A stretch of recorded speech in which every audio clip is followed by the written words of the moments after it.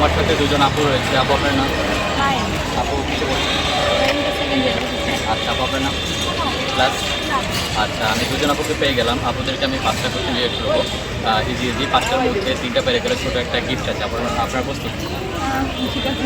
আচ্ছা, প্রস্তুত হবো। আচ্ছা, আমার ফার্স্ট কোশ্চেন এটা হচ্ছে কোন জিনিস শুধুমাত্র মেয়েরা দিতে পারে, ছেলেরা দিতে পারে না? কোন জিনিস? খুবই না, ঠিক দিতে পারে, ছেলেরাও থাকতে পারে মেয়েদের মধ্যে।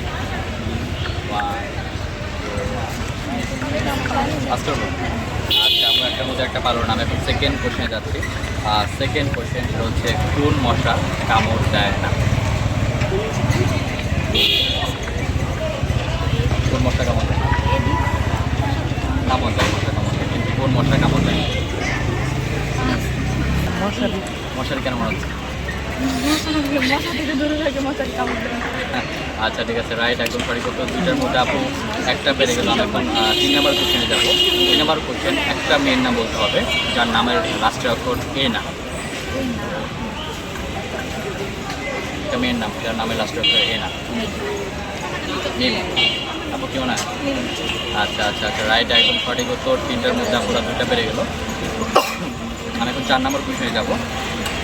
পাহাড়ের মতো বড়, তুলোর চেয়েও নরম, সেটা কী হবে? পাহাড়ের মতো বড়, তুলোর চেয়েও নরম। মেঘ। এটাকে মেঘ কেন মনে হয়?